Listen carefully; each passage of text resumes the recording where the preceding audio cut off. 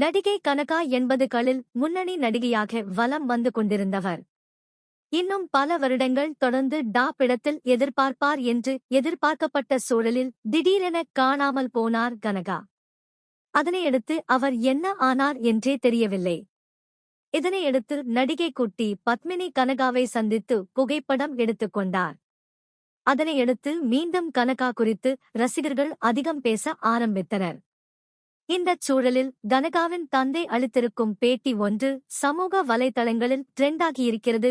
பழம்பெரும் நடிகை தேவிகாவின் மகள் கனகா. இவர் கரகாட்டக்காரன் படத்தின் மூலம் ஹீரோயினாக அறிமுகமானார். பெரிய விருப்பம் எதுவும் இல்லாமல்தான் கனகா நடிப்பதற்கு தேவிகா ஒத்துக்கொண்டார். ஆனால் யாரும் எதிர்பார்க்காத விதமாக கரகாட்டக்காரன் படம் மிகப்பெரிய வெற்றி படமாக அமைந்தது. இதன் காரணமாக கனகா தமிழ்நாடு முழுவதும் அறியப்பட்டார். தொடர்ந்து பட வாய்ப்புகளும் கிடைத்தன. தமிழில் முதல் படம் ஹிட்டான பிறகு ரஜினி உள்ளிட்ட முன்னணி நடிகர்களுடன் நடித்தார் கனகா. அதேபோல் தெலுங்கிலும் பல படங்களில் புக் ஆனார். இதன் காரணமாக நிற்க நேரம் இல்லாமல் ஓடிக்கொண்டிருந்தார் அவர். சூழல் இப்படி இருக்க திடீரென அவர் காணாமல் போனார். ஒரு கட்டத்தில் கனகா உயிரோடு இருக்கிறாரா இல்லையா என்பது கூட ரசிகர்களுக்கு தெரியாமல் இருந்ததையும் அவர் ராஜா அண்ணாமலைபுரத்தில் உள்ள அவரது வீட்டில் தன்னைத்தானே தனிமைப்படுத்திக் கொண்டார். யாரையும் சந்திப்பதில்லை, வெளியே வருவதில்லை என்று ஏகப்பட்ட விஷயங்கள் ஓடிக்கொண்டிருந்தன. அதற்கு காரணம் தேவிகாவின் மரணம் ஒன்று என்றும் இன்னொரு காரணம் அவரது தனிப்பட்ட வாழ்க்கையில் நடந்த காதல் தோல்வி என்றும் பேசப்பட்டது. இருந்தாலும் கனகா பத்திரிகையாளர்களையோ சினிமாக்காரர்களையோ சந்திக்கவே இல்லையோ. இப்படிப்பட்ட சூழலில்தான் இந்த விஷயத்துக்குள் நடிகை குட்டி பத்மினி வந்தார். கனகாவின் வீட்டுக்கு வெளியே நீண்ட நேரம் காத்திருந்து அவரை எப்படியோ சந்தித்துவிட்டார். 2 பேரும் அருகில் இருக்கும் காஃபி ஷாப் ஒன்றுக்கு சென்று நீண்ட நேரம் பேசியிருந்துவிட்டு கலைந்தனர்.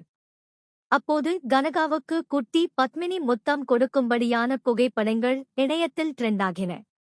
அதனையடுத்து குட்டி பத்மினிக்கு கனகா பேட்டி அளிப்பார் என்று எதிர்பார்க்கப்பட்டது. ஆனால் அப்படி எதுவும் நடக்கவில்லை. இந்நிலையில் கனகாவின் தந்தையான தேவதாஸ் தனியார் ஊடகம் ஒன்றுக்கு அளித்த பேட்டியில், எனது மனைவியை நான் காதலித்துதான் திருமணம் செய்து கொண்டேன். ஆனால் திருமணத்துக்குப் பிறகு என்னை அவர் வேலைக்காரனைப் போல் வைத்திருந்தார். மதியாதார் தலை வாசல் மிதியாதே என்பதற்கேற்ப நான் விலகிவிட்டேன். கனகா பிறந்து 3 வயது வரை நாங்கள் ஒன்றாகத்தான் இருந்தோம். அதற்குப் பிறகு பிரிந்துவிட்டோம். அதேபோல் எங்கள் 2 பேருக்குள்ளும் சட்டப்பூர்வமான விவாகரத்து நடைபெறவில்லை. கனகா நடிக்க வந்தபோது அவருக்கு 17 வயதுதான் ஆனது. அந்த வயதில் அவர் நடிப்பதை விடவும் படிக்க வேண்டும் என்றுதான் நினைத்தேன். அதன் காரணமாக நீதிமன்றத்தில் வழக்கு தொடர்ந்தேன்.